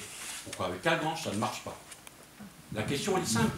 Vous parlez il nous manque des chauffeurs, je peux le concevoir. Les lignes de bus, j'imagine à peu près comment ça fonctionne chez Keolis, puisque j'étais moi-même en tant que gestionnaire d'exploitation, donc je vois à peu près comment ça se gère. Je suis désolé, on peut arriver à trouver un chauffeur. Je suis désolé, il y a une ligne, vous la supprimez ou puisque le scolaire est prioritaire, une ligne qui vous rapporte un petit peu d'argent, pas grand-chose, parce que je sais qu'il y a des lignes qui sont presque vides, vous mettez cette ligne en sommeil et vous mettez le chauffeur pour les gosses. Vous arrivez à le faire pour qu'est-ce que vous croyez qu'on fait? Ben, apparemment, ça ne marche pas. Qu'est-ce que vous croyez qu'on fait depuis plus de 2 ans? Puisque ces problèmes auxquels qu'on a rencontrés avec le manque de chauffeurs, c'est pas d'aujourd'hui. C'est pas d'aujourd'hui. Avec aussi, le président parlait de la vétusté des bus. On a eu aussi des problèmes de vétusté des bus. On a eu des bus qui ne roulaient plus. On a eu tout ça. Et à un moment, il a fallu prioriser. Alors prioriser, c'était prioriser vers les scolaires. Parce que je rappelle quand même qu'on a fait même des réunions avec les proviseurs des lycées et des collèges pour essayer d'avoir à peu près des horaires qui correspondent à ce qu'on pourrait faire au niveau du transport. Aujourd'hui, on a fait des choses, on a discuté, et pour autant, il y a des proviseurs qui n'ont pas changé les horaires. Ensuite, quand on parle de la correspondance avec Lagrange, il y avait les 4 minutes que madame dit. Moi, je sais qu'au mois de, pas plus tard qu'au mois de décembre, j'avais une intervention du maire d'Algrange. On en a parlé avec M. Vénan et le SMITU a fait le nécessaire. Et il y a eu ces 4 minutes-là qui ont été rapportées. Ensuite, il est vrai qu'il y a le problème de la correspondance avec les bus, où il n'y a pas le bus passe des fois avant que l'autre arrive. Alors ça a marché peut-être un moment, parce que quand j'avais demandé, il y avait des parents d'élèves qui étaient intervenus, ça marchait, oui, un moment, 2 jours. Mais quand c'est comme ça, si on n'a pas tout de suite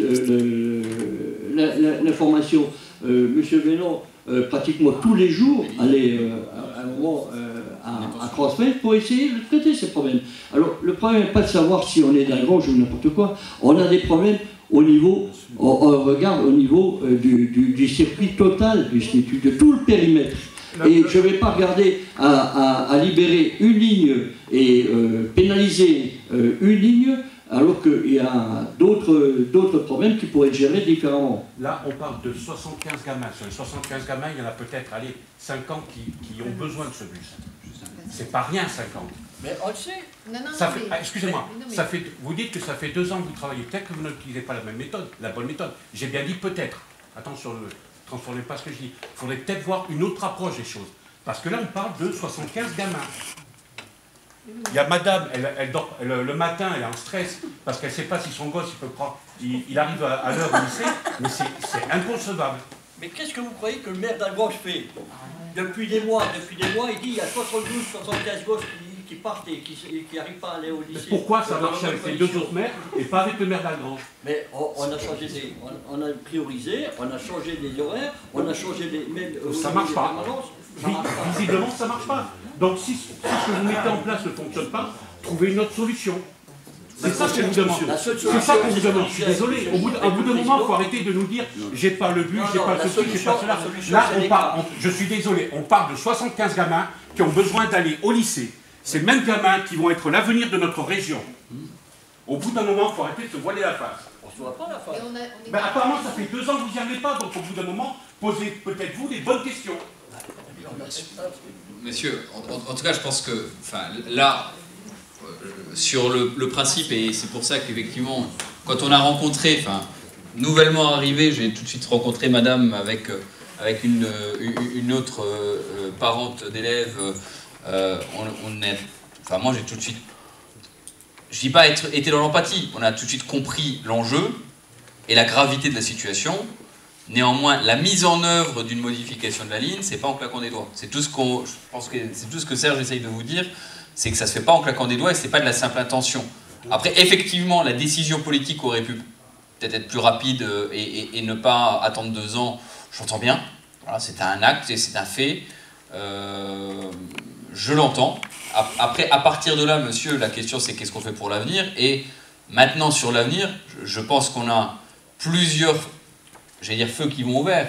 C'est que dès lors qu'on n'a plus la problématique financière, se posera plus que la question des chauffeurs. Et maintenant, la question des chauffeurs, je sais que Keolis y travaille, donc on peut peut-être avoir un petit peu d'espoir. Ils ont eu quelques résultats quand même, il faut savoir le dire. C'est-à-dire qu'ils ont réussi à recruter, depuis le début de la délégation, une vingtaine net, 25 nouveaux chauffeurs nets. sur une centaine qui ont été recrutés, formés et qui partent pour des raisons diverses, souvent au Luxembourg. Mais c'est à peu près quoi, un tiers? On a baissé l'absentéisme de 25%. Voilà. Est-ce que je peux poser la question de savoir pourquoi ils partent? Pourquoi ils partent? Quand on Oui. les forme comme ça, excusez-moi, ma question va peut-être paraître idiote.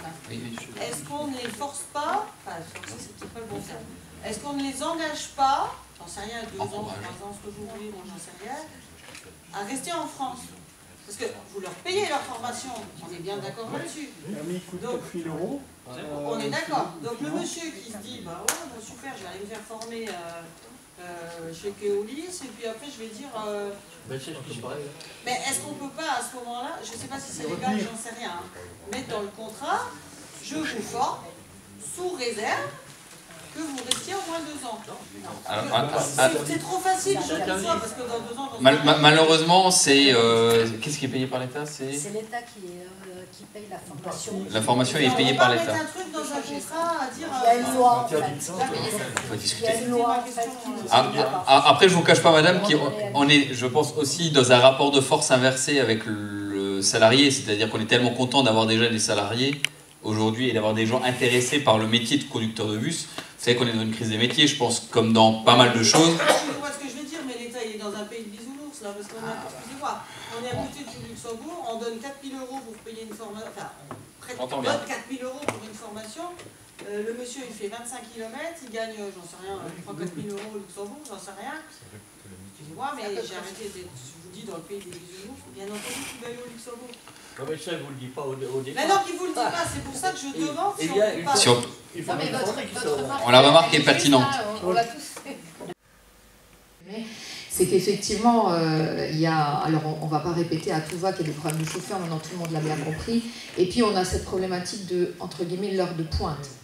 Donc c'est-à-dire que le matin, pour aller dans les collèges, dans les lycées, etc., donc tout est mobilisé à ce moment-là. C'est là toute la difficulté en fait, parce qu'effectivement, on pourrait à certains moments récupérer un chauffeur qui vient d'une autre ligne, mais le problème c'est que la mobilisation au moment du départ, elle est totale, et c'est ça qu'il faut qu'on règle absolument, et c'est là toute la problématique et tout l'enjeu.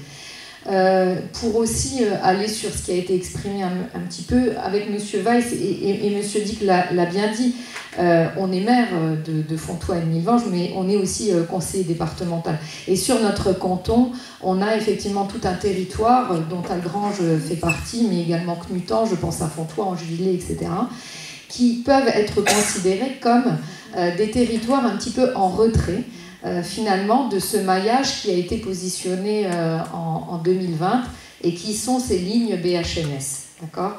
Et c'est aussi tout l'enjeu de notre entrée aussi au bureau du SMITU, c'est de travailler avec les élus sur ce territoire-là, hein, qui est un petit peu ce haut de vallée, ce pays haut, qui est un petit peu isolé parce que dans le nouveau maillage, hein, vous connaissez un petit peu la ligne, vous appelez ça TCSP, moi j'appelle ça BHNS, peu importe, qui part donc de Hayange qui va vers Thionville. Et effectivement, aujourd'hui, on a quand même une réflexion même géographique. Hein, qu'aujourd'hui, un Algrangeois, quand il va sur Thionville, je ne pense pas qu'il va utiliser la vallée, c'est-à-dire il ne va pas aller direction Hayange pour aller vers la gare de Thionville, il va effectivement peut-être plus emprunter le Saint-Michel, ou en tout cas il y avait une ligne qui nous reliait parfaitement, c'était la ligne 32 qui passait par Milvange et qui allait vers Thionville, et je pense aussi au Fenchois, à ce parking de Metsange, etc. Donc ça c'est tout un travail de fond qu'on va aussi engager parce que comme l'a dit le président, il y a effectivement ce bus à haut niveau de service hein, qui va emmener vers la gare, qui va avoir ses velléités vers le Luxembourg, mais il y a aussi le transport courant, le transport de tous les jours, le transport scolaire, le transport de ces personnes qui veulent aller vers l'hôpital Bel-Air, le transport de ces personnes qui veulent se déplacer dans l'urbanité en fait. Hein. Et ça c'est extrêmement important, il faut qu'on puisse vraiment réfléchir à ces éléments-là. Donc ça sera aussi tout l'enjeu de ces prochaines années. Alors pas forcément en septembre 2024, vous l'aurez bien compris. Mais en tout cas, il va falloir qu'on y réfléchisse et qu'on y réfléchisse vite. Parce que ça aussi, nous, en tant qu'élus locaux, eh ben, c'est des choses où on revient beaucoup vers nous. On revient beaucoup vers nous et je pense que tous les maires peuvent être concernés. Et il faut absolument qu'on aille aussi vers cette réponse-là. Juste une petite précision par rapport à ce que vous dites. Je rejoins ce que vous dites. Hein. Je ne suis pas au-dessus, donc, quand même. Hein. Contrairement à ce que peuvent penser certains. Quand les gens veulent s'installer dans une ville, ils ont deux questions. Est-ce qu'il y a un médecin? Oui. Est-ce qu'il y a le transport? Oui. Malheureusement, à Granges, on n'a aucun des deux. Donc, façon de parler. On a que le médecin et les transports, c'est pas terrible. Et comme vous l'avez dit, géographiquement, on est excentré par rapport à la vallée. Donc, c'est pas nouveau. Non. Voilà. C'est pas nouveau, mais le nouveau maillage. Non, mais le nouveau maillage, il a pas forcément pris en compte cet élément-là. Et donc, c'est à nous maintenant d'entendre ce que vous êtes en train de nous dire et que moi j'entends aussi dans ma ville, que M. Weiss entend dans sa ville et qu'on entend sur notre canton. Ces choses-là, il va falloir qu'on les entende et qu'on essaye de mettre en action des solutions. Mais je suis d'accord avec vous, ce n'est pas des choses qu'on découvre. On l'a dit tout à l'heure, auparavant, on n'avait pas forcément de soucis pour se déplacer. Maintenant, on en a. Donc il faut quand même l'entendre, et il faut qu'on trouve des solutions entendables avec les moyens qu'on a. Donc comme l'a dit le président, on n'a pas de baguette magique, mais il faut peut-être qu'on redéfinisse, qu'on réfléchisse différemment, c'est tout.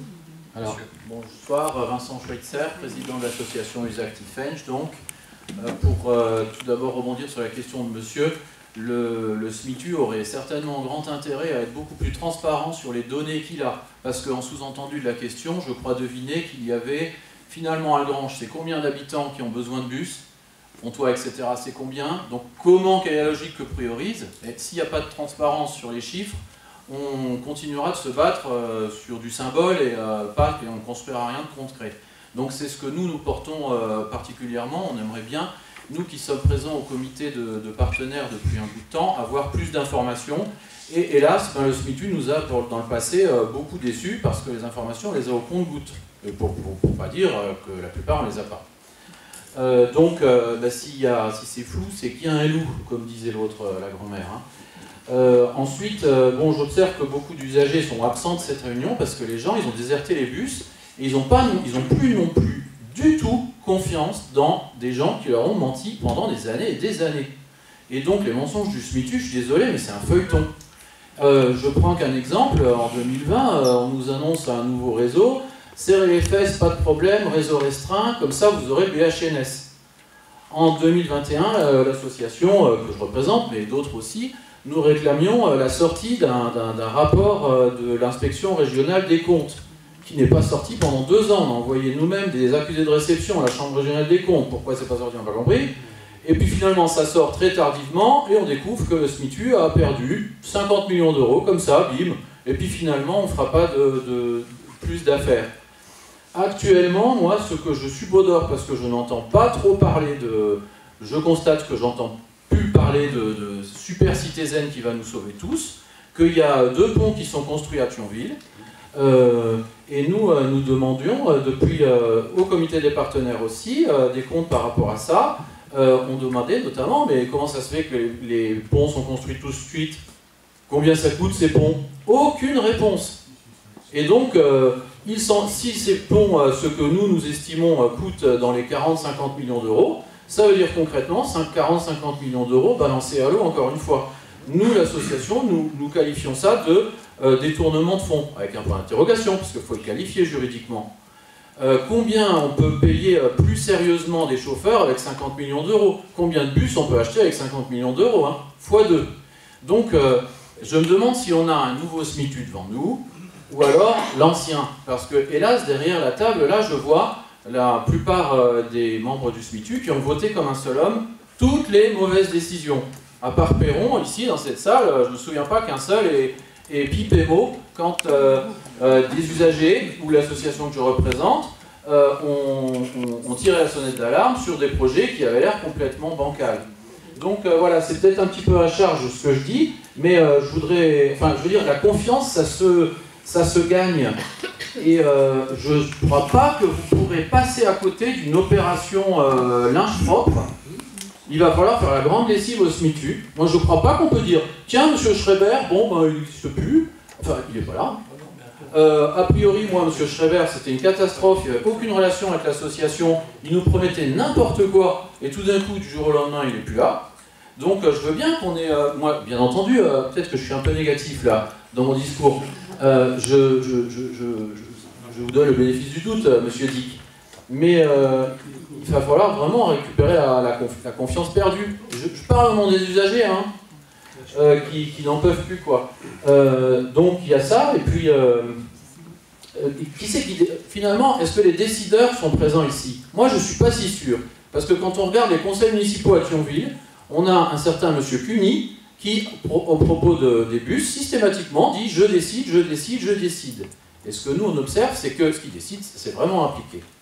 Donc voilà, je suis assez inquiet. L'association est en attente d'un vrai projet ambitieux en termes de fréquentation.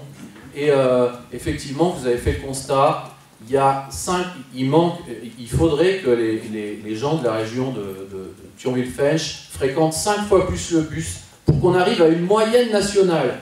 On est vraiment dans une agglomération où les gens ont déjà renoncé au bus. Donc il ne reste, et c'est symptomatique d'ailleurs, depuis le début de la réunion, on parle quasiment que des scolaires, c'est le public captif. Mais il faudrait être vachement plus ambitieux avec les gens qui travaillent, qui prennent le bus, les personnes âgées aussi, ça leur donnerait une clé de mobilité. Et puis ça fait de la dynamique politique, ça fait de la dynamique économique, et puis finalement les bus deviennent rentables. Et tout le monde est content.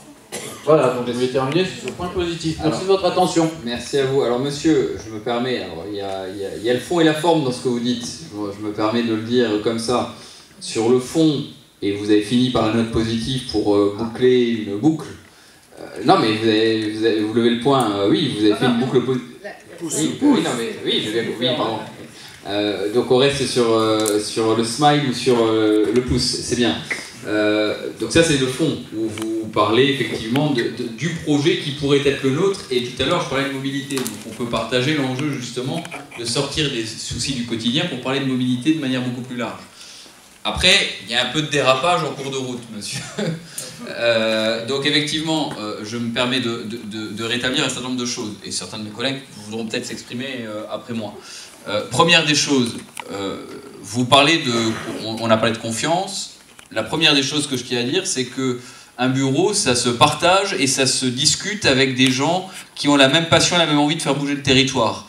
Et effectivement, à un moment donné, vous connaissez la situation, puisqu'on essaye d'être transparent depuis tout à l'heure, et on fait cet exercice de transparence, et on discute avec tout le monde et toutes les personnes, des gens qui sont là et qui ont l'expérience que moi je n'ai pas, puisque moi je n'ai pas eu la possibilité de voter au SMITU, pas grand-chose, entre guillemets, puisque je suis arrivé il y a 4 conseils syndicaux. Je suis arrivé il y a 4 conseils syndicaux, et effectivement, le conseil syndical, il y a 2 conseils syndicaux. J'ai été élu à la tête de la présidence du SMITU, puisque ça a été le choix consenti et le consensus qu'on y allait avec une mission. Et la mission, c'était d'essayer de restructurer les choses, mais pas dans une volonté négative, puisque vous parlez de grand ménage, vous faites un peu d'affabulation derrière vos propos positifs à la fin. La seule chose, c'est qu'effectivement, il y a différentes tendances dans un bureau syndical. Et il y a des gens qui ont un peu d'antériorité et qui ont vécu les désillusions. La désillusion financière, la problématique du préfet qui arrive en cours de route, l'enjeu d'un projet Citizen qui entraîne tout le monde à partir de 2015-2016 et qui au final est beaucoup plus difficile à mettre en œuvre, l'incapacité de tous les maires et de tous les présidents d'agglo, je le dis aussi, puisque ça a été débattu de multiples fois, et j'étais dans des bureaux au moins au Val-de-Fensch pour pouvoir le dire, le nombre de fois où on a entendu les délégués Val-de-Fensch ou ceux qui sont à ma gauche dire et alerter sur la situation financière du SMITU, et effectivement à l'époque c'était pas forcément entendu, partout. Mais ça a été dit. Donc effectivement, on a eu des périodes où on en débattait, mais où les décisions n'étaient pas prises. Donc ces personnes-là ont cette expérience, ont cette volonté de participer au projet. Nous, on a, et je dis avec une partie de l'équipe, un peu plus neuve dans le bureau, on a eu la volonté de prendre un bâton qui n'était pas forcément très vert. Voilà, je vais dire ça comme ça.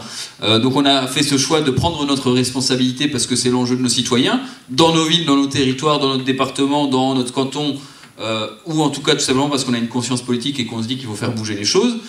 Et effectivement, on s'est organisé. Donc oui, il y a des gens qui sont autour de la table qui étaient là avant, et il y a des gens qui sont nouveaux. Oui, parce qu'on a tous la même foi, c'est qu'on veut faire fonctionner la mobilité. Après, effectivement, sur un deuxième dérapage, monsieur, vous parlez de détournement de fonds, et je pense que c'est un fonds qui a une qualification pénale, et il faut faire attention avec les termes qui ont des qualifications pénales, parce que soit on va au bout, soit on se tait. Parce que, monsieur, effectivement, il y a des choix politiques qui ont été faits. Des choix politiques qui ont été faits, ces choix politiques, ça a été de travailler sur, effectivement, la mobilité, et dans le cadre de la mobilité, eh ben, il y a deux ponts. Et il y a deux ponts qui ont une utilité, et cette utilité, je pense qu'il faut être dessus pour le comprendre. Alors j'ai fait cette expérience, tout le monde ne peut pas encore la faire. Mais il faut être dessus pour le comprendre. Bientôt, à partir de septembre, on pourra. Il faut comprendre, effectivement, la problématique du pont des Alliés. C'est le premier sujet. Le pont des Alliés, à 17h jusqu'à 19h ou 20h, il est infranchissable pour un bus. C'est ça le sujet. C'est juste ça le sujet. Donc oui, il y a besoin, à un moment donné, pour assurer un transport vers la gare, d'un pont qui était destiné au bus et à la mobilité douce. Le deuxième enjeu, c'est effectivement relier la gare à Cormontaigne. Et là encore, quand on est sur le pont et qu'on voit bien l'arrivée vers Cormontaigne, eh ben, on comprend l'utilité énorme que cela peut avoir dans un site qui est en train de s'universitariser, j'arrive pas à le dire, oui, voilà, c'est ça, effectivement, c'est dur. Un site qui est dans une dynamique de développement universitaire, c'est peut-être mieux, dans un site qui accueille maintenant aussi le pôle la formation pour devenir infirmière, qui est en train de l'IUT qui se développe, le développement de ce site avec éventuellement la fac de droit qui peut arriver pour la première année de fac de droit sur UTS-Cormontaigne. Donc oui, il y a un enjeu effectivement à relier et à faciliter le transit vers UTS-Cormontaigne, et tout simplement parce que derrière le développement de tous ces pôles universitaires, bah, c'est tous nos enfants de la vallée qui à un moment donné pourraient prendre le bus, pourraient prendre le bus et aller jusqu'à Cormontaigne en tant qu'étudiants. C'est ça l'enjeu aussi. C'est ça aussi l'enjeu, c'est de se dire, bah, un jour, je construis en tant que maire de Florence des résidences jeunes actifs étudiants. Pourquoi? Parce qu'ils sont en dessous du BHNS futur. Donc oui, le projet BHNS, c'est un enjeu. Dans cet enjeu, il y a des ponts. Alors après, que chacune des villes essaye de tirer un petit peu davantage d'un syndicat, je pense qu'il y a des exemples démultipliables dans tous les syndicats. Donc après, on va faire le tri. On va regarder à 50 000, à 100 000 euros près, est-ce que la ville de Thionville a profité un petit peu pour demander un peu plus? Oui, ça on peut regarder. Je ne dis pas non. Il y a des discussions autour de conventions qui doivent être faites. Mais le débat, il se pose partout. C'est-à-dire qu'on pourrait se poser légitimement sur l'ensemble du projet BHNS, est-ce que tel maire a demandé telle chose supplémentaire? On peut commencer à regarder ça comme ça. Et à 8 000 euros près, à 10 000 euros près, à 50 000 euros près, moi, le long du projet BHNS, j'ai demandé, puisque le SMITU refaisait le carrefour de la centrale à Florange, je leur ai demandé de le transformer en rond-point. Bah, le SMITU a décidé d'accepter la demande du maire de Florange. Est-ce qu'on arrive aujourd'hui à faire des comptes? Et est-ce qu'on en arrive là dans le degré de confiance à partir du moment où on parle de mobilité et d'intérêt pour la mobilité générale? Je ne sais pas si on doit en arriver là. Voilà. Après, quand on parle de détournement de fonds publics, pour moi, c'est une autre qualification. Donc, soit on va au bout, soit on n'utilise pas ces mots-là. Voilà. Moi, c'est la seule chose que je peux dire là-dessus. Après, sur le fond, et je finirai par là, sur le BHNS, vous comprendrez bien qu'il y a un sujet sur le BHNS, c'est le financement. Et là, je peux le dire aussi, il y a un sujet de fond. Parce qu'effectivement, alors dans tous les sens du terme d'ailleurs, parce que aujourd'hui, on a un plan de financement qui est sur l'endettement du SMITU. Et uniquement sur l'endettement du SMITU. Il n'y a quasiment plus d'autofinancement après les ponts, et il y a eu très peu de demandes de subventions. Donc c'est l'un de nos axes de rétablir un plan de financement complet, crédible financièrement. Parce que de toute manière, le banquier ne nous prêtera pas. Donc on peut se lancer comme on veut, de toute manière, le banquier ne nous prêtera pas. Donc, la question aujourd'hui, c'est comment on rétablit un financement au projet BHNS. Une fois que le financement du BHNS est acquis, on peut relancer la dynamique de faire un métis du Thionvillois. C'est ça le projet BHNS. Ce sont des grandes infrastructures, certes, mais une fois que ça marche, ça marche. Une fois que ça fonctionne, ça fonctionne. Une fois que les bus ont une voie propre dans Thionville, ils sont plus pris dans les bouchons pour aller jusqu'à la gare. Et au moins, on gagne en qualité de service. C'est ça l'enjeu, véritablement, du TCSP et du BHNS. Le transport en site propre d'un côté, le bus est au niveau de service de l'autre. La difficulté, effectivement, c'est de gérer le financement. Donc il y a eu un premier décalage, parce qu'on devait finir jusqu'en 2026 le projet. Là, maintenant, le décalage qui a été consenti avant nous, par responsabilité, ça a été de se dire, effectivement, il faut décaler à après 2026, 2026-2029. Ça réouvre des opportunités de cofinancement. Je regrette, c'est que nous, le rapport de la Chambre des comptes, on l'a attendu aussi, pratiquement 2 ans, on l'a réclamé, comme vous. On l'a réclamé comme vous, on ne l'a pas eu tout de suite. Mais il y a des choses qui peuvent être expliquées. Je rappelle toutefois qu'il y a eu un achat en 2015 pour 18 millions de bus, de cars, de façon à refaire un peu notre parc au niveau de Transvench à l'époque, puisque c'était la SPL Transvench et c'était pas encore Keolis, c'était pas encore une délégation de service public. Et d'autre part, là où on avait des problèmes, c'est qu'on utilisait les 7 millions de VT majorés qui devaient être utilisés essentiellement pour l'investissement, c'est un peu les 48 millions, 50 millions que vous citez, qui ont été utilisés systématiquement chaque année pour payer le transport, le fonctionnement. Parce que nous n'étions pas à 15 ou à 16 millions comme certains l'espéraient. Aujourd'hui, le prix du kilomètre est à 5,80. 5,80. On cherche à faire 3 900 000 kilomètres. On cherche à faire aussi demain, avec le BHNS, 5 millions de kilomètres. Puisque la périodicité des bus va augmenter. Donc, si vous comptez les 50 millions, il n'y a pas eu de détournement. Alors, il faut faire attention à ce qu'on dit. Le président a raison. Ou vous voulez aller à fond, et là, vous allez au tribunal en disant, vous accusez qu'il y a eu un détournement de fonds. Et là, on pourra s'amuser tous les deux. Supprimé. Donc, il y a 47 qui a pris le relais, mais alors moi, je ne connais pas ces endroits-là, je ne les fréquente pas, parce que je ne vais plus au collège. Océanie. Donc, j'imagine un peu où c'est. Donc, pour aller jusqu'au collège, il faut marcher. Océanie ou Colbert. Et pareil, le soir, il leur arrive de louper les bus. Donc, ils prennent une autre ligne qui les amène à Nilvange. Et donc, la dame dit, elle est obligée d'aller à Nilvange récupérer ses enfants le soir. Voilà. Et la deuxième souhait, donc ce bus numéro 32, là, il est bien, celui-là, il faut le remettre. Ensuite, elle parle du 41 qui passe à la médiathèque de Nilvange le soir et qui n'est pas ajusté sur le S22, qui souvent passe et ne s'arrête pas. Voilà, c'est des questions que cette dame pose. Donc, en résumé, bus direct jusqu'à Thionville n'était pas du luxe, collège, lycée et personnes âgées. Et pour terminer, quand même, elle dit je vous remercie d'avoir mis 41 pour le 47 pour le matin. Voilà, donc c'est cette dame, Lagrange, qui a transmis ce message, qui ne pouvait pas être présent. Je l'ai transféré à Rémi. Donc si vous avez, il y a ses coordonnées, vous pouvez lui répondre. Même répondre ici d'ailleurs. Oui, tu veux répondre, Bernard, ou on va étudier? La réponse, elle rejoint, pour l'instant, on ne peut pas répondre, comme on l'a dit, sur chacune des problématiques, mais ça rejoint un petit peu mon propos tout à l'heure sur cet espace qui a été redessiné différemment de ce qu'il était auparavant et qui ne respecte pas forcément la géographie de l'implantation des villes, c'est-à-dire la manière dont on se déplace vers Thionville.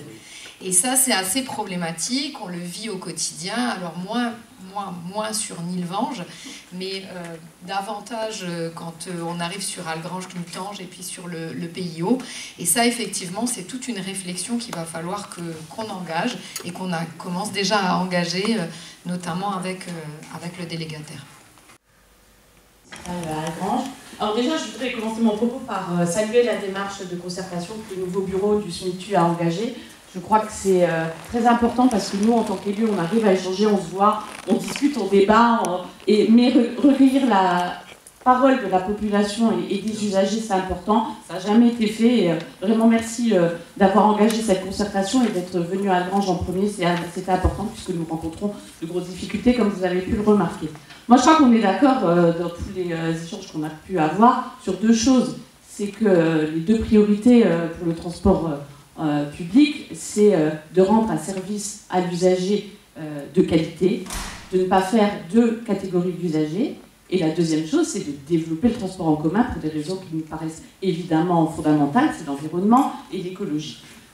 Sur le premier point, je crois malheureusement que la réponse actuelle n'est pas la bonne, puisque nous avons deux catégories d'usagers. On a ceux qui arrivent à prendre le bus et arrivent à aller au lycée, arrivent à aller ailleurs, mais on a aussi ceux qui n'y arrivent pas parce qu'ils doivent prendre des correspondances. Et pourquoi? Parce qu'on a mis en place ce nouveau réseau de transport pour prévoir le futur TCSP, le BHNS, enfin en tout cas le bus à haute qualité de service. Les gens ne comprennent pas parce qu'il n'y a plus de service pour eux, donc c'est compliqué. Et du coup, les premiers à avoir souffert de cette nouvelle ligne, ce sont les lycéens, et notamment les lycéens algrangeois. Donc, changer un horaire 3 minutes avant, 3 minutes après, c'est du saupoudrage. On n'y arrivera pas. Il faut changer de philosophie de cette mise en place du nouveau réseau pour qu'il n'y ait pas deux catégories d'usagers, qu'il n'y ait pas les gens qui peuvent prendre leur bus à Hayange et aller directement à Thionville, et les autres qui doivent prendre plusieurs correspondances pour y arriver, parce qu'ils ne le prendront pas. Vous l'avez dit, Monsieur le Président, ils prendront leur voiture et on ira directement à Thionville par Saint-Michel. Le but aujourd'hui, c'est de développer le transport en commun pour notre planète, pour que les jeunes puissent aller au lycée sans avoir le stress du matin, n'est-ce pas Raphaël, qui va être bien à l'heure et pas louper le cours. Voilà, c'est important, et je crois que de notre responsabilité, c'est de pouvoir permettre d'avoir une politique publique de transport qui soit efficace pour nos concitoyens. Moi, je crois que si c'est un message à passer aujourd'hui, c'est celui-là. On l'a déjà fait, mais on le réaffirme encore plus fort lors de cette réunion publique qui était essentielle. Merci.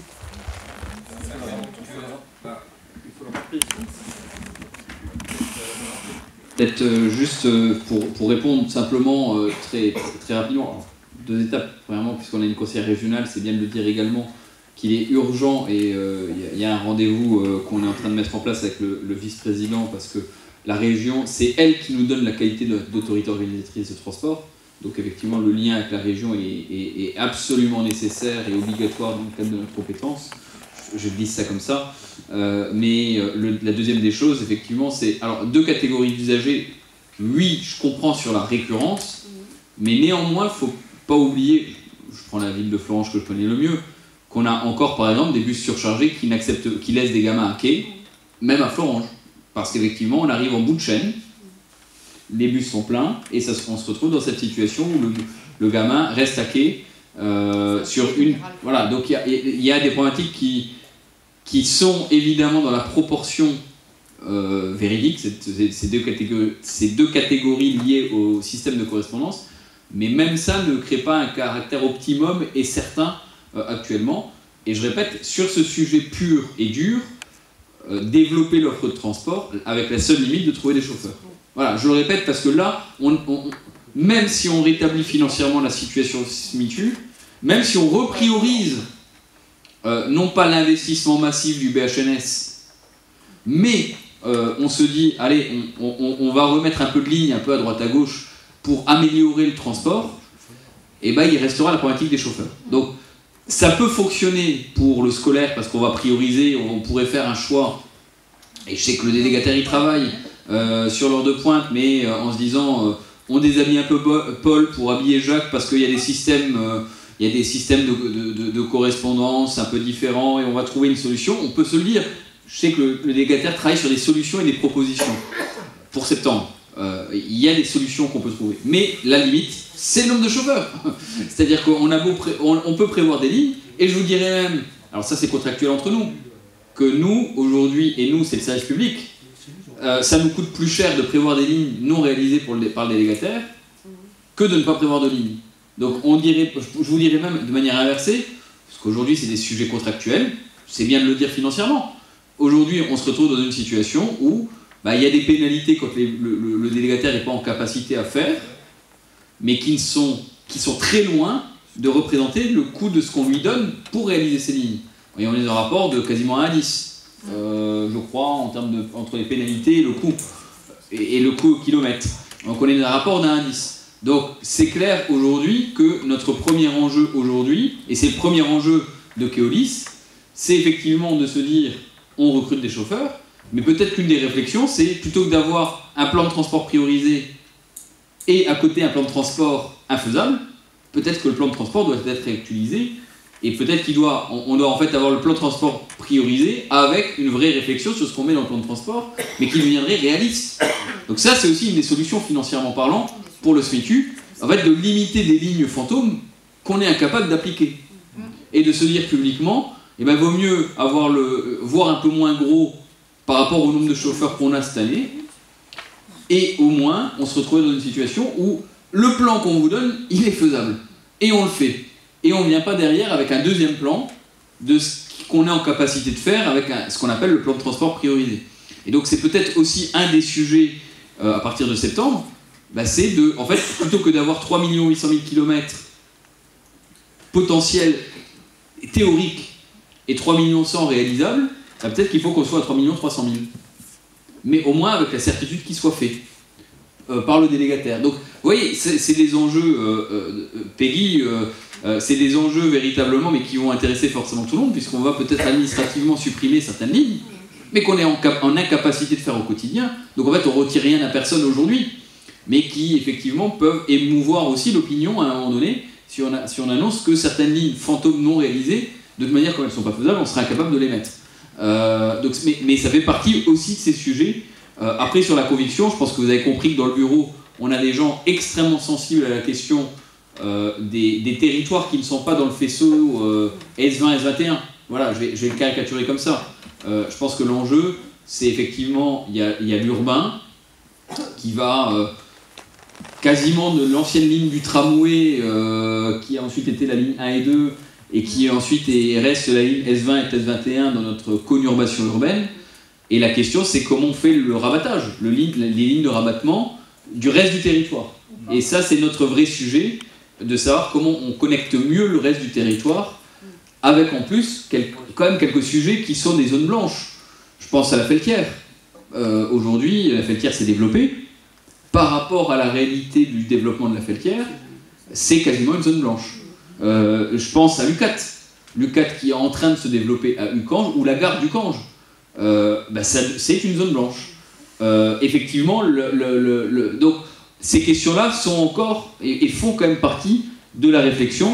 Et je pense que la tendance de cette gouvernance est plutôt de poser d'abord ces questions-là et ensuite de voir comment on finance le BHNS. Plutôt que d'annoncer, sans remettre en cause le projet BHNS, mais d'abord de poser les questions de fond qui intéressent les gens. Parce qu'après, effectivement, c'est le rétablissement de la confiance et peut-être un jour un cercle vertueux. Mais le cercle vertueux, il va falloir qu'on cravache un peu quelque temps. Mathieu, tu voulais rajouter quelque chose ?